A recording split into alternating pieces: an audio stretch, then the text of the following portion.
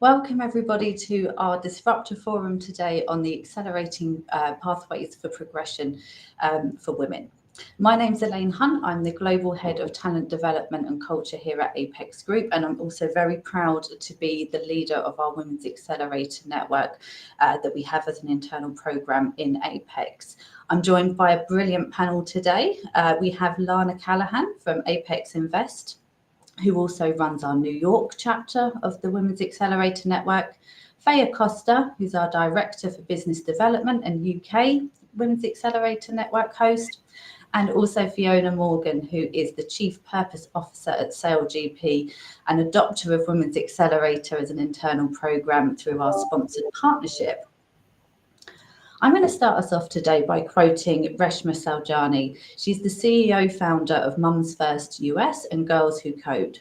She started her commencement speech last year at Smith College with, "People ask me all the time, Reshma, how do you overcome imposter syndrome?" And her answer was so refreshing. She is done with answering that question. We frequently see this term in training offerings and programs aimed at women. In our Women's Accelerator, we've explored the concept and, like Reshma, have concluded that we too need to reject it as a syndrome. It's not her problem to solve, and it's not a problem women need to solve either. It's an unhelpful and distracting term that keeps us looking at what's wrong with us rather than the culture, systems, and society that we all operate in. She talks about how it's normal to feel you don't fit in when the environment around you doesn't have people like you in it. And that's not exclusive to women. There's value in being different, having a fresh perspective, and bringing varying experience to the conversation and decision making.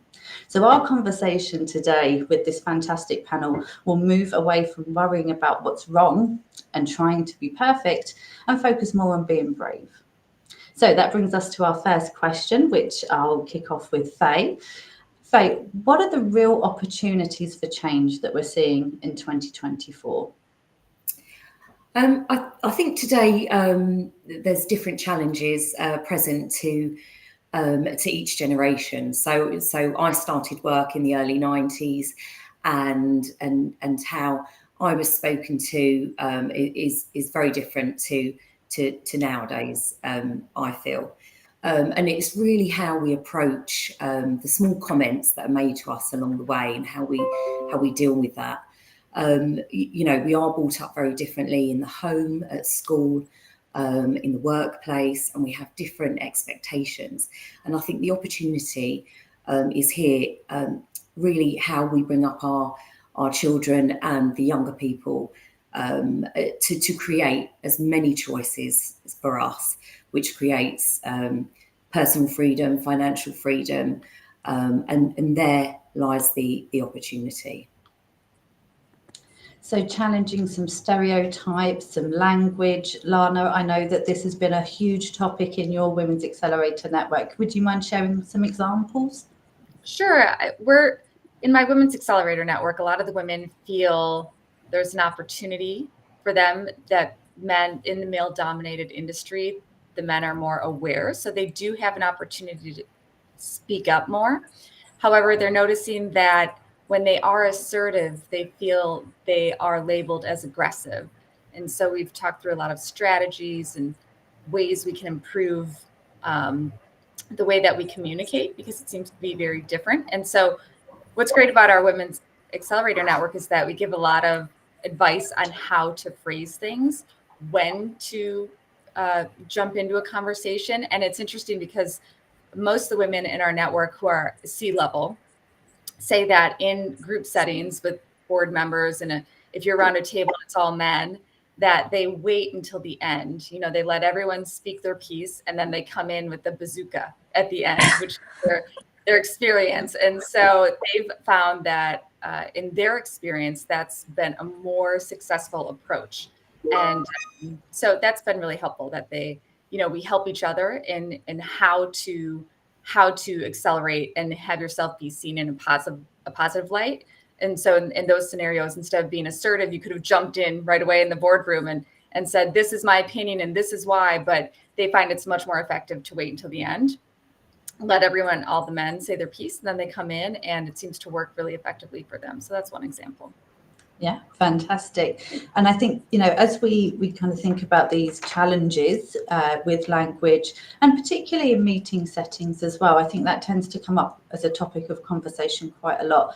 We're talking about challenges, but it's really helpful to reframe it as opportunities. So Fiona, why don't you tell us a little bit about what's happening at SailGP and how you've approached this? Yeah, so hi everyone. Great to be on a female-led panel. I was saying before, isn't that great? I work in sports, so it's surrounded by men, a world built by men for men. So this is very refreshing. So SailGP is a global league. We are like Formula One on the water. And at the heart of what we're trying to do is redefine sailing. So kind of change the whole culture and system of sailing and sport. And that includes gender. So obviously a big part of what we're trying to do is environmental and social sustainability. And from a gender perspective, it is having inspiration. So having female athletes on our boats, which is quite like having a female drive an F1 car. I mean, it's never been done before. This is kind of groundbreaking in the fastest boats in the world, as well as have more female behind the scenes. So female coaches, female leaders, female technical, boat builders. So we're really looking at, because it makes our business better to have more gender and more equality and equity in the league. But ultimately sport is definitely behind, culture. And so it's really having to reframe and look at this as an opportunity to add value. Women's sport adds value, it adds relevance, it adds new audiences and new opportunities for us as a sector. Yeah, it's all about growth, and it's about having that shared purpose, and this, women's accelerator programs, the intention is never to pit women against men or men against women, but it really is about having that shared purpose. So that brings me to my second question. Do initiatives like Women's Accelerator Networks really move the dial? So Lana, perhaps we can come to you first from a New York perspective. I think it's helping. I do. I think we're driving positive change. And what I'm seeing a shift, and it's helping just move the needle throughout the US at least, and hopefully globally. But in New York in particular, the women, when I was younger in my career, women saw each other as a threat, like you said, and they were not helpful. They were against each other. And so I've seen a huge shift in that direction. And so now women are trying to help other women, which is going to continue to help us as long as they can, as we move up together, we're going to bring everyone up together. And like I said before, it's a lot of it for us in New York is that it's all of these like helpful tools. And, how do you get credit for a project that you did? A lot of times that'll come into the boardroom, and then, it's like you need a man to back up your idea. And then when the idea is adopted, how do you, they'll be like, that was such a great program. We made so much revenue on that program. And then, but the credit isn't given to you. But if you're like, hey, that was my idea, how do I, and you point it out. So, we have those different tools and strategies. So in that scenario, we would, if that happened, and your project brought in a ton of revenue, you would say something like, thank you so much. When, we were really excited when we brought that to the table, you say, thank you. Right. So instead of being like, oh, that was mine and I did it, it's just different tools. And I do think it is helping because we are seeing women accelerate in their careers. We're seeing a lot of CIOs being appointed at large organizations. And so it's slow, but we want to see growth faster, but it is happening. Absolutely. And so much of the topics that we talk about on Women's Accelerator really come back to those little helpful tools and phrases, those little shifts in perception. And we'll talk about stereotypes a little while later. But thank you, Lana. Fiona, I'm going to come back to you. Because you've just adopted the Women's Accelerator program as part of our partnership, and you're in your exciting first year. So why don't you tell us a little bit about what you've seen so far?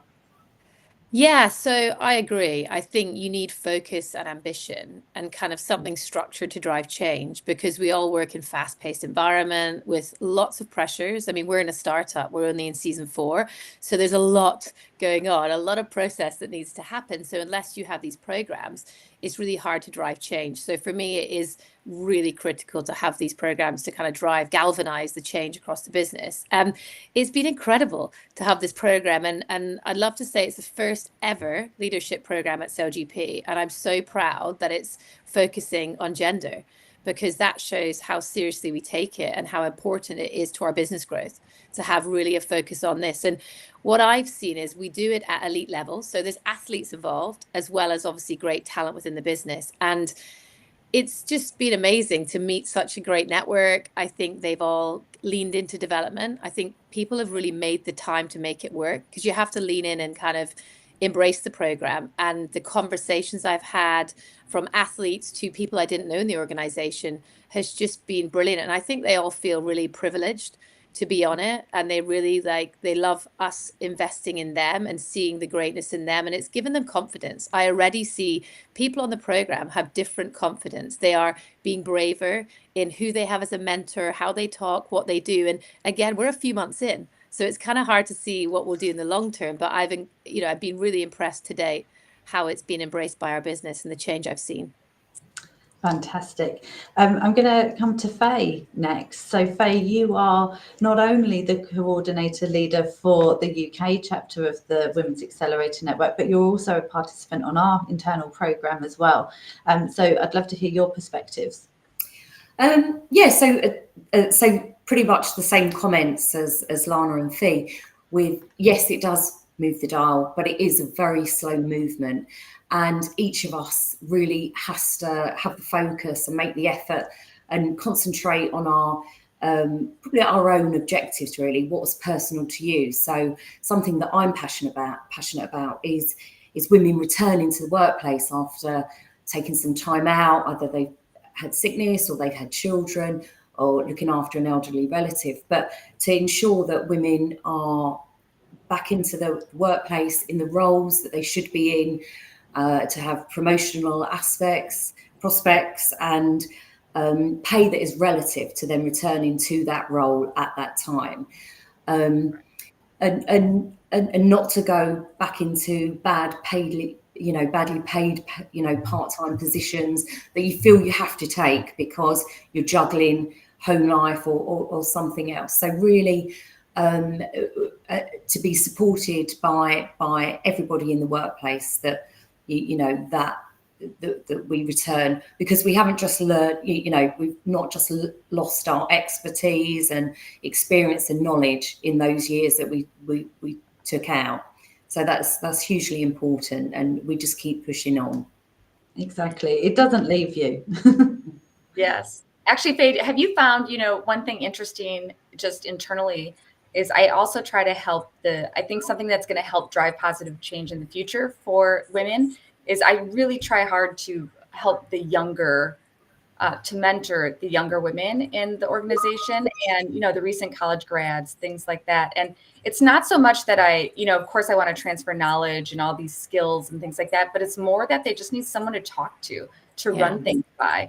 And so just being an open outlet, I think when they feel that they have someone, that camaraderie that they can call on and even just talk through an issue helps them so much. They feel so much better. And then that will keep them in the workforce. Hopefully, I'm hoping to help change that next generation as well. Right. We have our own challenges here, but I do think, having that support, I didn't have that in my 20s. And I think now they're going to have that support. I think it's only going to continue to. Yeah, it's hugely important. And going back to what you said earlier, Lana, when we started work, women weren't supportive to other women necessarily. And now, we're having these conversations that we have to have. I want to have kids, but is it going to harm my career? What do I do? And we've done that. We know how to navigate around that. And we've done it differently to younger people now. Hopefully that won't be such a big issue. You can do one or the other or both, but very badly and struggle. Particularly if you're looking at having children on your own, which is becoming more and more the case, or you're divorced or whatever. There has to be that support, because men always go back to work, but we're always the one that have to find the support network while we try to return to work. So it's in the workplace and at home, but yeah, definitely I'm always supportive to younger women in the industry. I always joke, I'm like, I need a wife.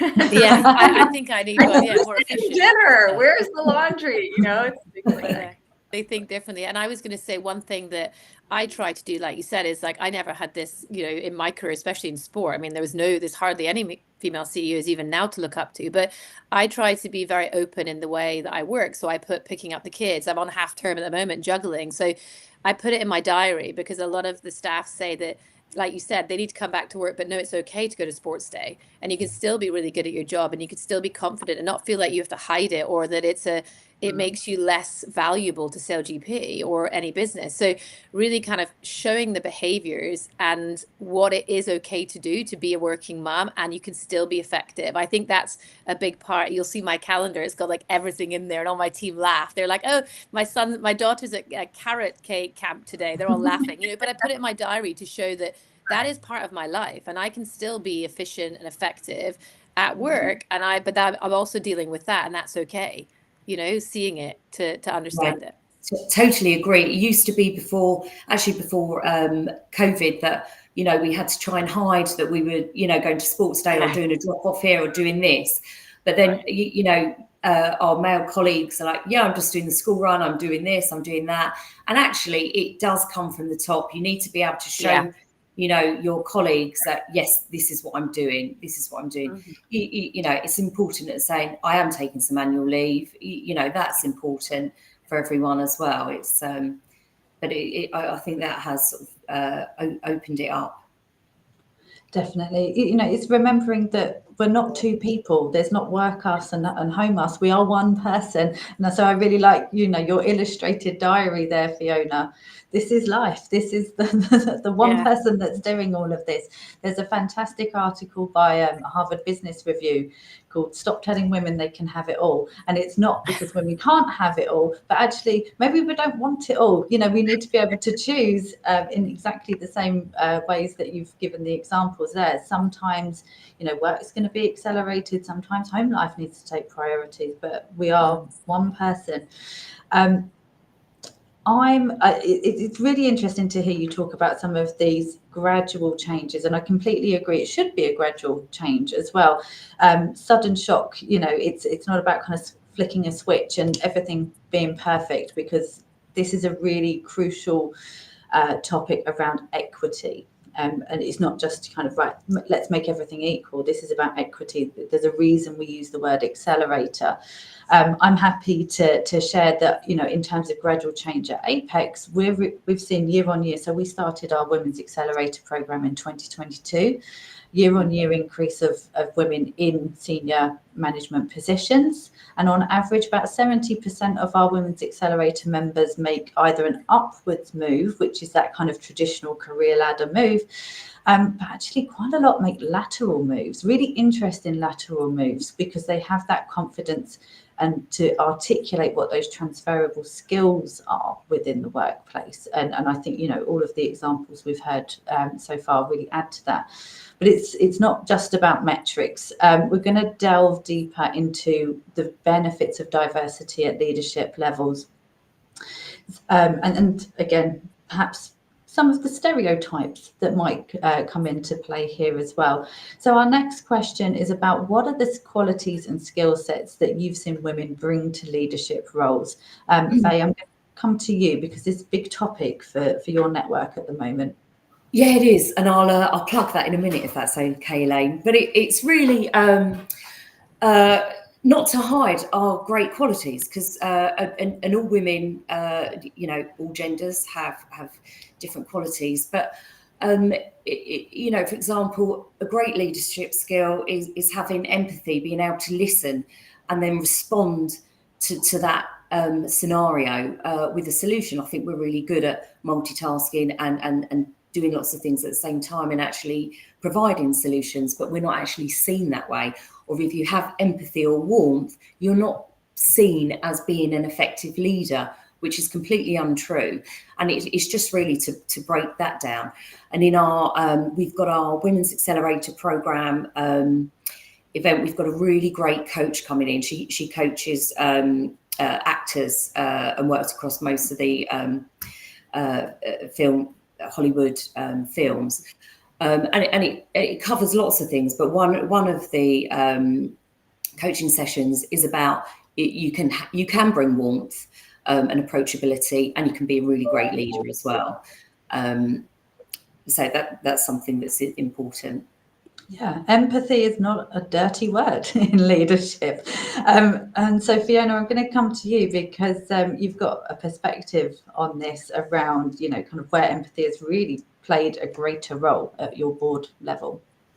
Yeah, I think, not to harp back, but sport has not had, female leaders. So I think decisions, half of the population are female, like our audience, women's sport audience, and people who are making a lot of the household financial decisions are female. We know that. There's statistics behind it. So I suppose for us, it's made us make more balanced decisions. I would say, sport traditionally has looked at things in their lane, like we talked about, like the way that they see the world. But actually, the world is not like that anymore. You need to think about purpose. People care about giving back. They care about people. So when we say empathy, I think from our perspective, it's having a kind of view when you make a decision on other things than just financial profit. Actually thinking wider than that. And I think our female leaders, we have nearly 50% female leadership at SOGP, which is really unheard of in sport, especially a startup. And we have very pioneering females on there. Our chief content officer is from Meta and Red Bull. And I would say we're the most challenging on that. And challenging, again, is an interesting word, but I think challenging for the right way.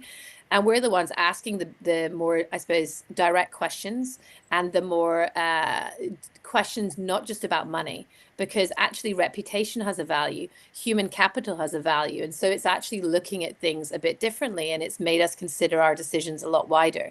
And so I think that's made us a much better leadership team. My CEO and MD always say that we bring different energy. We've kind of we've made the board more dynamic.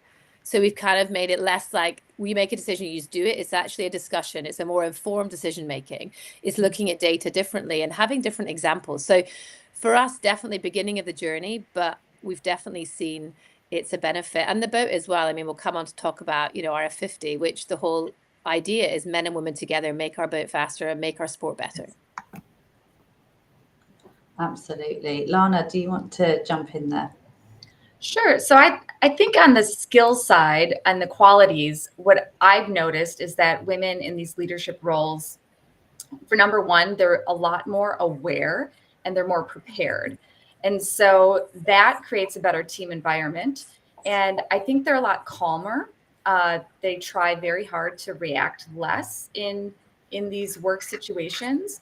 I've seen that they are better or more prepared in terms of career growth. So it seems like those conversations happen more often when with female leaders, that they're planning out the career path with their employees. So that's a huge, perk and a plus. And it seems that our teams, I mean, we've all seen the studies, right, that women are great leaders, but it just seems that people are happier because their bosses seem more approachable. There's a plan in place and they're not as micromanaged, and it's a better environment to work in. They seem a lot happier.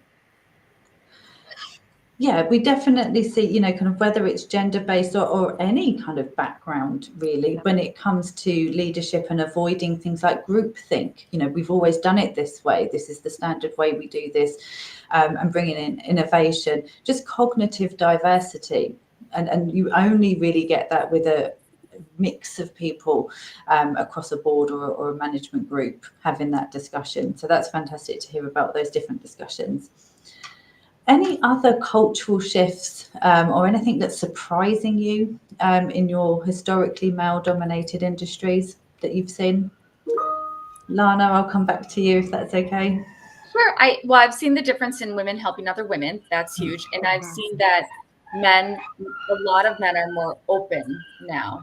So they're thinking about it. And you can see that sometimes in conversations and discussions, they're trying, and that's great. That's what we want to see is effort. So personally for me and in our Women's Accelerator, I've just noticed that, more men are open to it. We still have the, certain males that are closed off, and you're not going to change the culture there. But overall, I think the culture is moving in a great direction. And now recently I've seen men, when I mention the Women's Accelerator, sometimes their response is, well, how come we don't have an accelerator network? Or where's the male, they come back often with like, well, where's the male counterparty to this? And so, it's great because it just starts a discussion. It opens it up, We've created FOMO. They all want to get involved. Like they all want their own groups because ours is so valuable. Absolutely. And it's a really valuable point because, it's definitely something I've experienced internally, when we first set up Women's Accelerator. And when we did that, it was based on data. It was looking at broken rungs in our organization. It was looking at where women weren't perhaps being given the same opportunities as their male counterparts when we, compare like for like in terms of peer groups. It's an interesting one around where's my accelerator program, and I think part of that cognitive diversity is just bringing different voices to the table. But Faye, I'll come to you next. What are you seeing?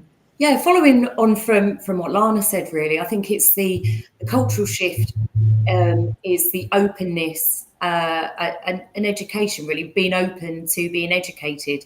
And it's, I have to say, I've been pleasantly surprised, because the male colleagues internally and externally to Apex have been really supportive and have said, please can my female colleagues join your program? I think it's a really great thing. But I know you can tell the difference with males in the industry who are open and educated, how they're bringing their children up, because they see what do they want for their daughter, what do they want for their son. As they grow up, it's got to be all about shared responsibility. It's got to be respectful, and it's got to be choices for everybody. And it's how, we're all responsible for how we're bringing younger people up. It's everyone's responsibility.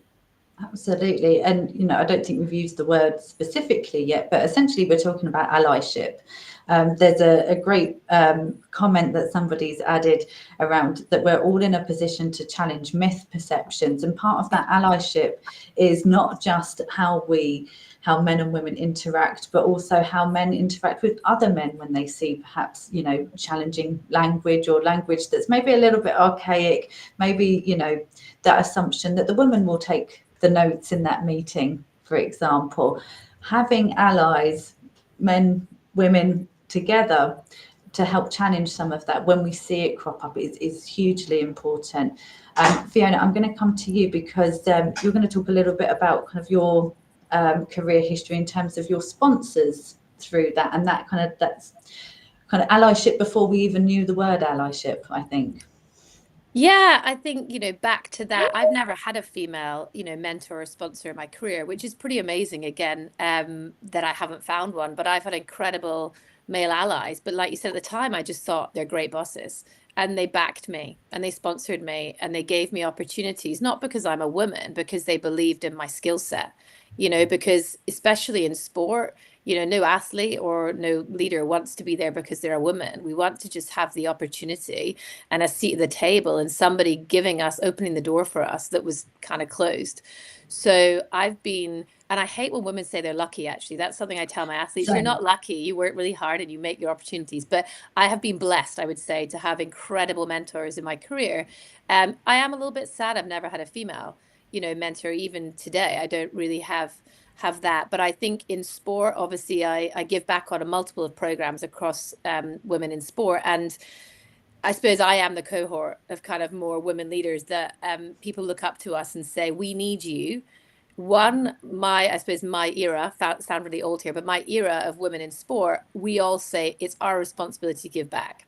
So we all are the mindset of I would do anything I can to help other women in my industry, where I've had women say, I will shut the door in your face, that there's not enough room for all of us. Whereas I would say, and that's a real culture shift for me, is I would say any female, in my era, we're all very much like, how can we help? what can we do? Like we have to change our calendars. We have to show up. We have to be vocal. We are going to be hopefully those supporters, those cheerleaders of other women. And that's a culture shift in sport, because again, because they're in the minority, women, they didn't want to kind of do that, or they didn't feel it was their role. And so I've massively seen that in my sector of women really giving back and investing time that we all know we hardly have, because we're all like, working parents, like juggling, 50 things, but it's really important to us and it's a responsibility. So I've definitely seen that. And I hope that will continue. And that is, like you said, that will shift, that kind of, that energy from this group of global female leaders saying we are going to give back to this sector. Hopefully we'll see that in the next few years come through with the talent development. Absolutely, and it's so true what you're saying there. There has been a shift. I've experienced it myself, that I've kind of had conversations before where women are kind of the opinion, well, I had to struggle, I had to do it the hard way. It's going to be, they should have to work hard as well. And no one's saying that anyone shouldn't have to work hard, but it's about skills and meritocracy. And to your point, Fiona, if we've made our way through the door, let's keep it ajar rather than slamming it behind us, right? Anybody want to add anything onto that thought? Well, yes, kind of going back to the cultural shift, I was going to mention that I think women also need to get ready, because when I was in a dinner where no one would ever ask me my opinion, right? Mm-hmm. It was just one of those dinners, it's all men, and I was just always on the side. And I had an ally, a man who in the dinner asked me my opinion, right?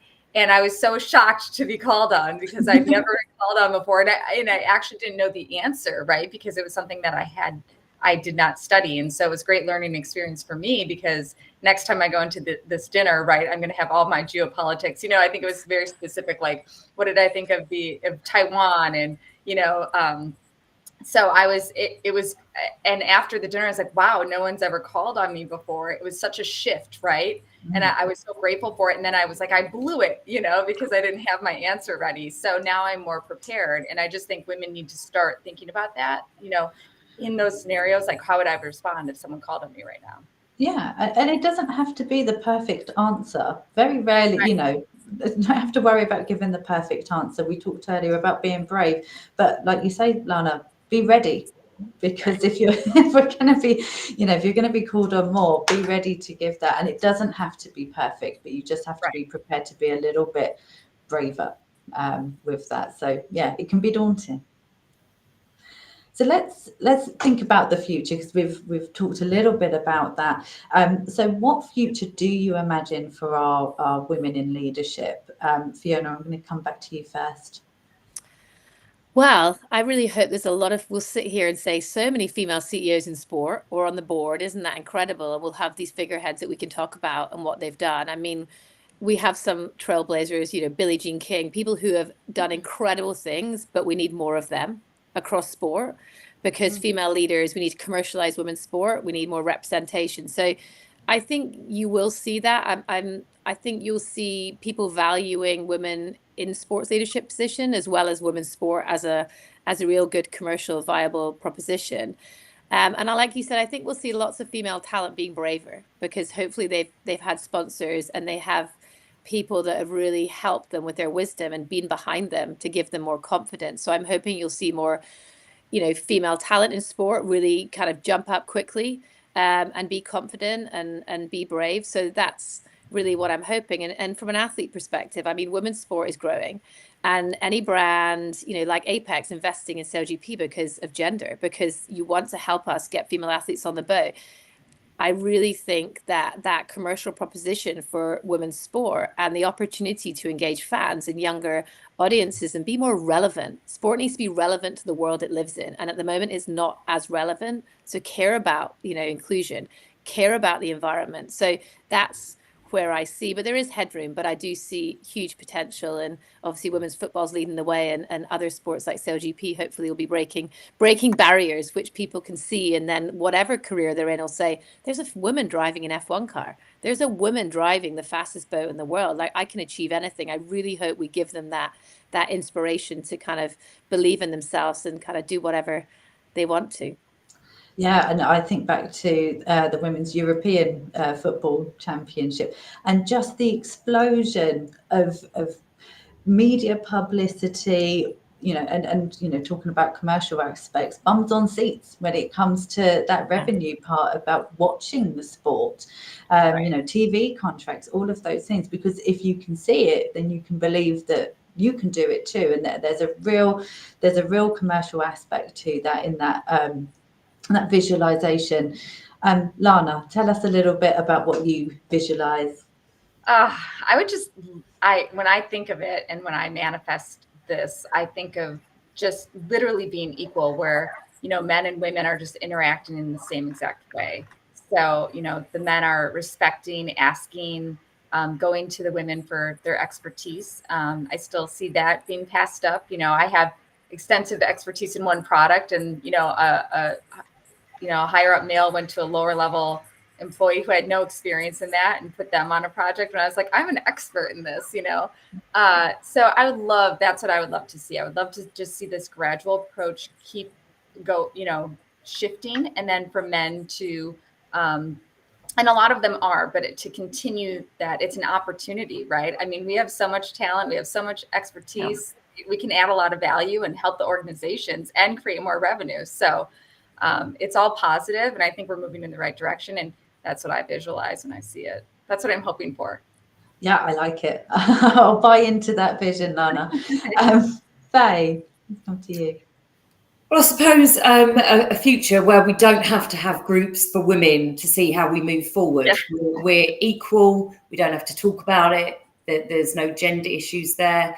Definitely need to see way more women in leadership roles in the government.